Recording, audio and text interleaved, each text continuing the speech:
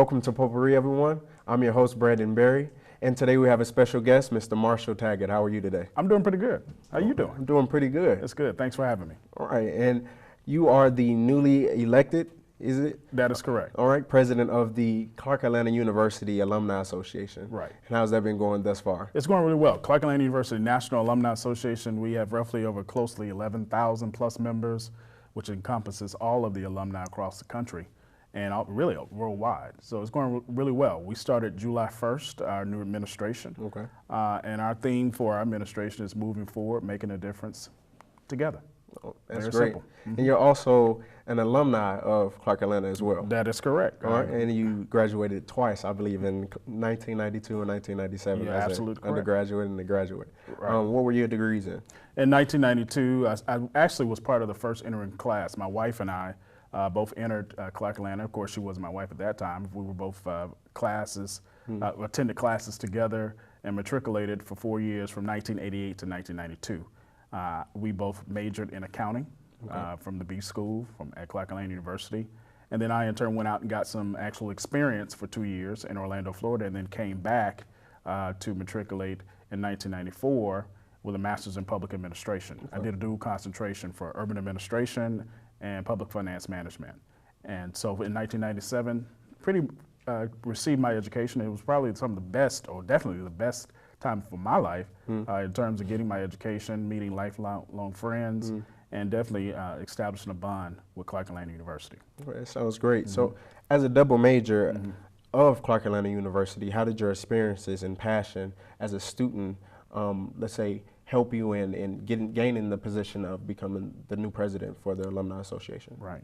Well, it's not something that you really prepare for. The passion has to be there based on the experiences. And I would say that I received some great experiences by interacting with some excellent faculty here at the university, some excellent staff, some people that really guided me. I look at going to, particularly to an HBCU and attending the Clark Atlanta University, kind of like baking a cake. You get the foundation, you get the eggs, the yeast, all of the milk, the necessary products to really develop kind of the foundation, the marble, the layers. Right. And then in turn, from there, I felt like I needed to do a kind of a capstone and look at my education and look at how can I put frosting on that cake. Right. So that's why I decided to come back and matriculate at Clark Atlanta and kind of put that frosting and put that extra niche. That's really has helped me and propelled me in my career. Okay, and as the president, tell us some of your duties or responsibilities that you may have. Right. Well, with the question that you asked before, I in turn went in and worked and have always volunteered to try to give back. And from there, I've had some different offices and held some different positions and was given the opportunity to kind of really volunteer in 1992. And I've served as vice president of the Alumni Association. I've served as a chapter president for both the Chicagoland area chapter and the Atlanta chapter, financial secretary for the Orlando chapter. So that uniquely prepared me with the leadership skills to really look at how we can move our association forward. So I decided and made a decision after my return from working in a position in Tallahassee, Florida, that once I came back to Atlanta and discussing it with my family and also my close friends and classmates, that the time was now to go ahead and run for the position and really try to make a difference in focusing on some very key areas that we think that the alumni, in particular our institution, that we need. Absolutely, and what are some of those plans that you would like to see institutionalized being in that position? Right, glad you asked that.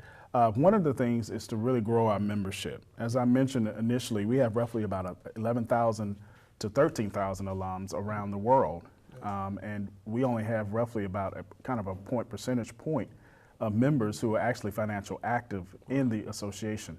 When people hear alma mater, people don't really understand what that means. Alma mater is Latin, it means dear mother. So you in turn are making your investment in someone who made their investment in you. Absolutely. So really truly trying to establish the value proposition associated with why you should become an alumni, why it's important, and making sure that people understand that we have an obligation to kind of give back. We stand on the shoulders of giants with people who have really told with our forefathers, even before when we talk about slavery, people that in turn have really instilled a value system in us to move forward.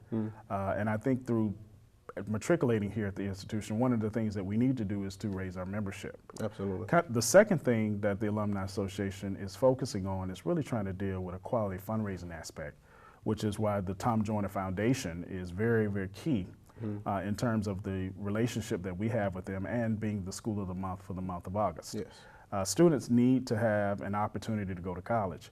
And one of the ways that they do that, they have the drive and the zest and the zeal to get into college, but you have to really have funds Yes. to be able to pay for it. Yes. I kind of look at it like you got to have the coal, you know, to place in the engine Yeah. for it to run. And without the coal in the engine, you cannot matriculate at an institution and ultimately receive your goal, which is your degree.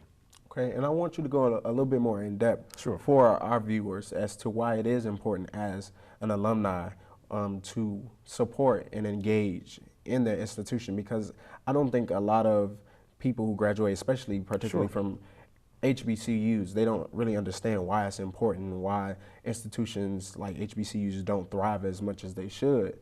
Because they don't receive as much support. And that's something with you being the president, and I think they should really hear from you, because you can hear from your peers and stuff all day long, but it may be some things that we even leave out, to tell our fellow alumni why you should be more engaged in support. It makes sense, and that's a very good kind of segue to talk about kind of giving an opportunity for people to understand what would life be without HBCUs. What would you be, alumni, without Clark Atlanta University? I mean, really, if you really think about that, if this university did not exist, we would not have the number of PhDs, that pretty much are in their field. Yeah. We would not have individuals, as I look out into the audience today and I see the camera ladies that are here, we would not have black women in non-traditional fields really doing things.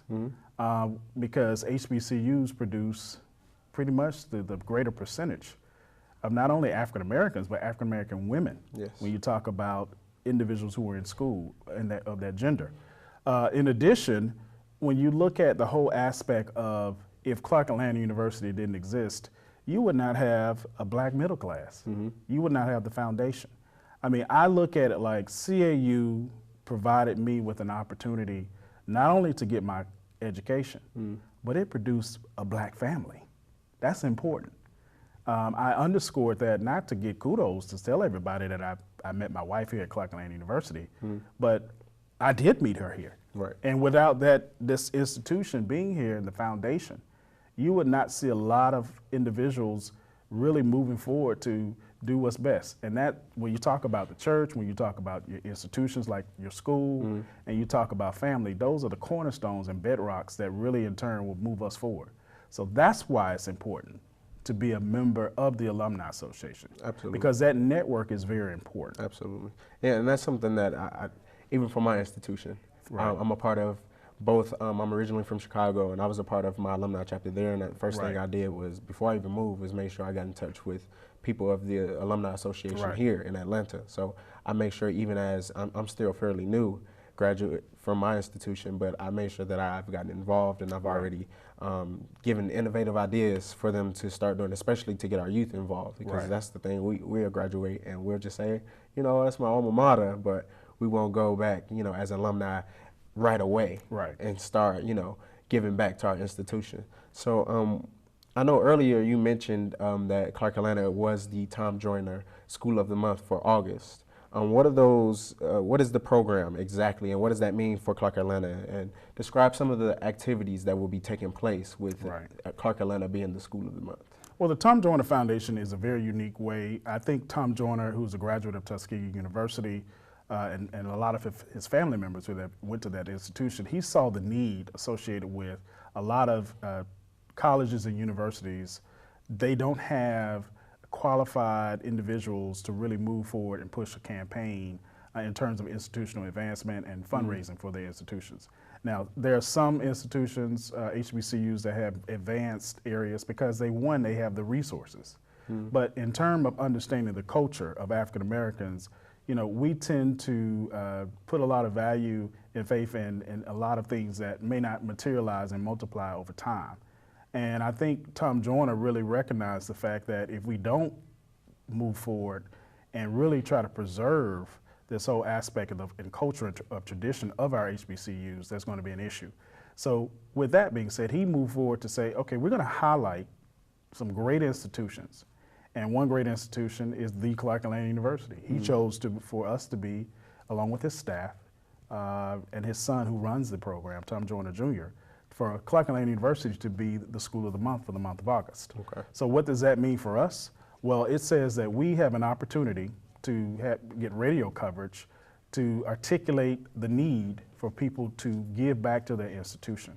When you talk about the PLUS loan requirements changing, when you talk about Pell Grants diminishing, when you talk about there's a cap for freshmen, when you look at a tier process where you can only borrow so much, and then you can all of a sudden, once you get to your senior year, you can borrow a lot of money or more money than you can your freshman year.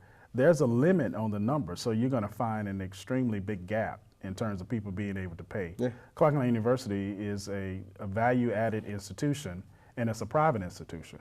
So it's not a state-run institution. So when you look at the need, a lot of students can't afford to pay for their total tuition package, which in this case is roughly, when you look at room and books, it's roughly about $16,000 a year.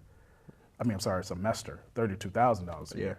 So you may have a gap anywhere from $2,000 to $10,000. Hence the Tom Joyner Foundation. That's what they do. They're looking for us to work and to really get out here to serve as a networking campaign, to use things in social media, to use the actual print media, to use the radio, in this case, to get out the word, to donate to the Tom Joyner Foundation to support Clark Atlanta University. That's good to hear about, and I'm glad that that's something that Tom Joyner does, especially, I'm not exactly sure, is it just for HBCUs that he does it for? He primarily focuses on HBCUs, and the unique thing about it is he allots the opportunity for alumni associations and individuals within the institutional advancement areas of those respective schools to have a specialized campaign. We have a campaign where we have 7 entrepreneurs who are located in 7 chapters. They have committed to giving at least anywhere from $1,000 to $2,000 towards this campaign. We have a goal to raise roughly about $10,000. And for instance, we have an individual, Kim Roxy, who's out in Houston. She's doing a campaign where she's providing the $1 Million Look through her cosmetics line that she has. When individuals go in and purchase from her, she's a CAU alumna. When they purchase from her, a certain percentage of those proceeds go back to Clark Atlanta University. The same thing in Houston with Rhonda Bellamy Hodge, in Dallas, Fort Worth. She in turn has a line of soaps, which she has at all the Whole Food locations. A certain 25% is going back when you donate to that cause, and that money is going to go back to within the pot to help students for scholarships. I think it's a win-win. And I think alums should really look at the fact about how you can give back. It's a very simple way. You go online to TomJoynerFoundation.com, click the link, donate. You can do it via PayPal, and you can also purchase the products and services from a CAU alum. Well, listen, I'm glad to hear, we have more information about Clark Atlanta University and the president, the new president for the Alumni Association. And it's the national president. The national president, yes. Thank you. National new president, yes. Good looking out. I wish we had more time to definitely get more information, because I'm sure it's a lot more that we can always tell our viewers. But I'm so grateful that you were able to come out here to inform us on what you did. And I really do appreciate that. Again, TomJoynerFoundation.com for everybody out there in your listening audience. Please go and help us out and support Clark Atlanta. All right. We'll be back right after these messages.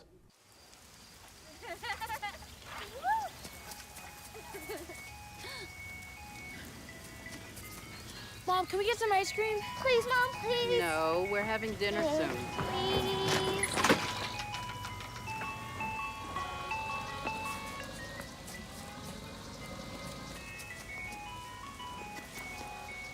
You don't have to be perfect to be a perfect parent. There are thousands of children in foster care who will take you just as you are. Crack don't allow secret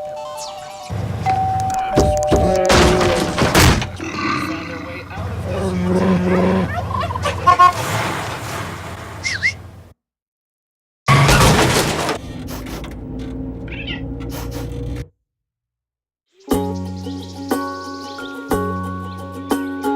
Getting closer to nature can get you closer to your family. Go to discovertheforest.org. Matchsticks, matchbox, matching tie to matching socks. You don't know why, but you're really special to match point, match game. You and I are not the same, but I can tell that you're really special to me. There is something I can give to make you laugh, to help you live. We're the perfect match, and you're really special to me. We're the perfect match, and you're really special to me. Packers. Vikings. Packers. Vikings. Vikings. Red state, blue state, vegan. Carnivore. We come from different places. Uptown. Downtown. Optimist. We come to different conclusions. Half empty. Half full. But when we live united, we create real, lasting change in the building blocks of life. The education, income, and health of our communities, Live. our families, United. even the person next to us. Live united. Real change won't happen without you. So give, advocate, volunteer, live united. Sign up at liveunited.org.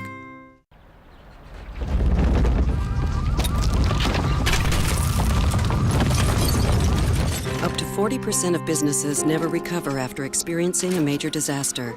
Make a plan at ready.gov/business. Welcome back to Potpourri.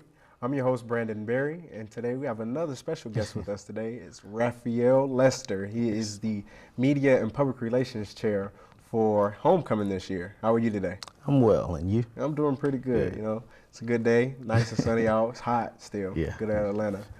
So tell me a little bit about yourself. What you're a tenure here at Clark Atlanta University. Well, I'm not a traditional student. Okay. Pretty much my background goes all the way back to the Navy. When I graduated high school, I went to the Navy, served, and then medically retired from the service, and then eventually decided I wanted to go to school. So came to Clark Atlanta, pursued mass media arts with a focus in radio, TV, film. Yeah. What year are you at? This is my sophomore year. Okay.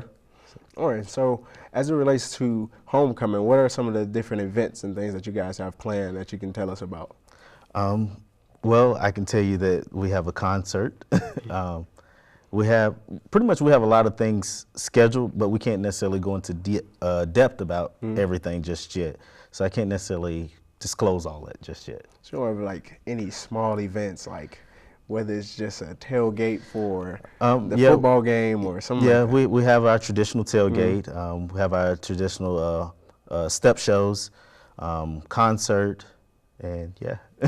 Okay. What are some of the things that partake like as or that you're responsible for as the public relations chair for Homecoming? Well, I'm not actually the chair, but I am the representative for media and public relations, and I'll pretty much be representing the talent that's coming to CAU for this year's Homecoming. Okay, and what is some of the legwork is I mean, over the summer we've been working with pretty much different artists and their bookings, and also we've been working with the school as well, the Alumni Association, to make sure that we properly get the word out this year so we'll have a nice turnout. And yeah, so it's pretty much just been promotion. And then over the summer, since everybody wasn't in town, we've been holding countless phone conversations and conferences. How long is you guys' Homecoming typically? Like? It's a week long. It's a week long? It's actually the last week of October this year. So. Okay, so like the 30th until? The game is on the 1st, which is that Saturday, but we start that Sunday. Who do you guys play Sunday. I actually haven't looked at the schedule, so I'm not necessarily 100% sure, but hopefully we pull it off this year. Okay, and I know you say you can't talk too much about the different artists or anything like that are coming. Okay, so as it relates to this year's Homecoming, what are some of the things that are different that will be going on that you can't talk about that are different from last year's Homecoming? Well, I mean, just pretty much the SGA, all that stuff is different. So everybody has different concepts, different ideas. The coordination is going to be great this year. Just the theme itself, everything is going to be a lot different. Okay. And this is your first time in leadership here at Clark Atlanta? This isn't my first time in leadership. I'm still currently the Mr. CAU Suites. Okay. But this is my first time on Homecoming Committee. Okay, and how were you exactly appointed to getting in that position? Well, being in media, I've worked with Newsbreak 23 here at CAU TV. I'm also featured on The Game, Season 7. Okay. And I've also worked with Tyler Perry Studios on plenty of his projects. So based on my background in that and in my integrity, they felt suit that media PR fits me for this homecoming. Absolutely. So did you have to run against anyone at all? Was there an application process? It was an application process, and there was pretty much a lot of candidates on there, but a lot of them were like talent struck or starstruck. So it was more of, I've been in the game for a while, so it's like, it's just work. So with the application process, did you have to do any campaigning or anything like that? Or when no, did you actually find out that you were appointed? It wasn't an election process. I didn't have to campaign. It was more of after the application process, you go into your interviews and you have series of questions. And then from there, pretty much it's a waiting period, and then you'll get your call back. When did you find out that you were? I found out in the middle of June. Okay, so you were at home when all of this was taking Yes. place. And what did you do over the summer as far as planning for homecoming? Well, actually over the summer I've been working on my documentary of pretty much my life story, but in the process of, or in conjunction with that, it was more of from what I'm doing, and then go to a phone conference, and then back at it. So it was just like constantly work around the clock. Did you have any thing like as far as budgets that you could work with? They just disclosed budgets with us, so we just found out budgets. But right now we're working swiftly to get everything taken care of so that this year's homecoming is bigger than pretty much ever. What are some of the ideas that you would like to, that you haven't necessarily gotten verified can happen for homecoming? I would like to see everyone involved. I mean, last year we had a nice turnout due to that it was all three HBCUs celebrating it. Morehouse, Clark, and Spelman. So it was a nice turnout, but you don't necessarily know how many from each school came. But this year, due to that it's ours solely, I would like everybody to get involved, everybody to be engaged in whatever we have going on. What about activities that you would like to happen? Activities, I would like to see like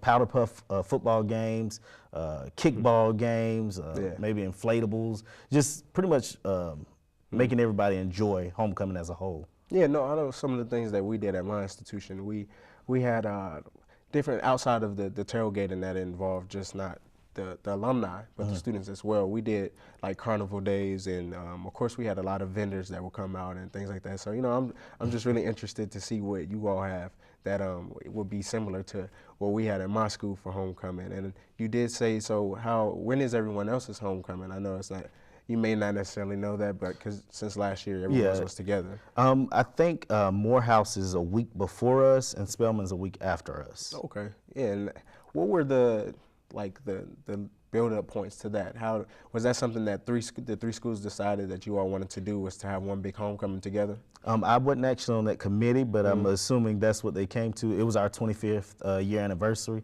so of course we wanted to do it big, so we were trying to hold it down for the AUC. I understand that. Yeah, I came out last year and I participated in some things like that. I have a cousin who actually attends Clark Atlanta University, and this is her senior year, so you know, she invited me down, and I definitely was able to come down. And this year I'm looking forward to coming down to you guys'. I went to HBCU as well, so I love my HBCU. You know, it's not my HBCU, the best HBCU, but you know, so you know, I'll be looking forward to a lot of different activities. I'm sure when will the list, as far as, you know, when the homecoming activity list or schedule will be going up for? We will be starting to put everything out like mid-September. So mid-September you'll start seeing everything, and then pretty much people can purchase their tickets and whatnot. And since I'm the media PR this year, pretty much all the media outlets will be reaching out to me to get media coverage of this event. Okay, and how are the tickets and things like that handled? I know particularly at my school, we did like packages sometimes where you can purchase all of the events in one package for a certain amount, or you can you know, you can purchase them separately, or how does that work? It's actually going to be the same concept. We're going to give, there's a limited amount of packages we're going to be selling, and from there, it's more of if anybody comes after that date, you just buy them singly. Okay. And you say, I know it's a step show and all that. How much does that stuff typically cost? Typically around a college budget for students, like roughly $10. Okay. So it's not gonna dig too deep. Okay. Well, we thank you so much for coming out today and informing us on a lot of the homecoming activities that you all will, or your involvement with the homecoming committee. So thank you again for coming out and informing us about your involvement with homecoming committee, and we'll see you next time, okay? All right. Thank you for tuning in to Potpourri. Again, I'm your host, Brandon Berry, and we'll see you next week.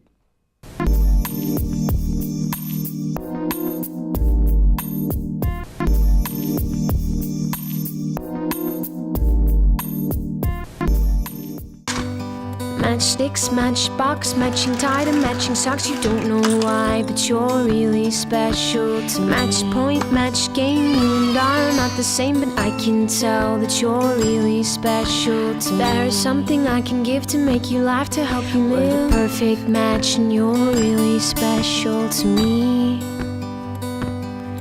We're the perfect match, and you're really special to me.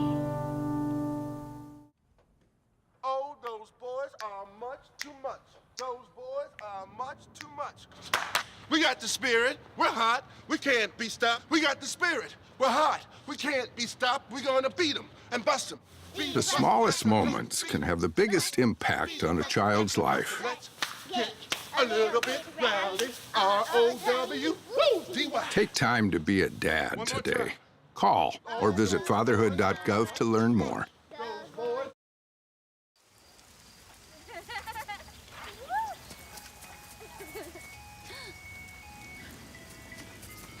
Mom, can we get some ice cream? Please, Mom, please. No, we're having dinner soon. Please.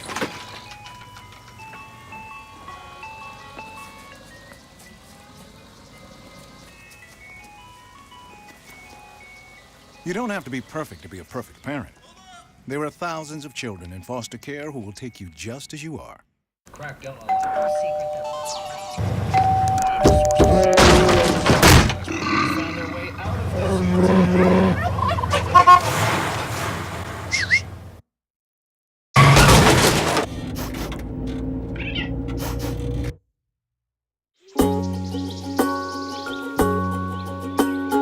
Getting closer to nature can get you closer to your family. Go to discovertheforest.org. Packers, Viking, Packers, Viking, Viking. Red state, blue state, vegan. Carnivore. We come from different places. Uptown. Downtown. Optimist. We come to different conclusions. Half empty. Half full. But when we live united, we create real, lasting change in the building blocks of life. The education, income, and health of our communities, our families, even the person next to us. Live united. Real change won't happen without you. So give, advocate, volunteer, live united. Sign up at liveunited.org.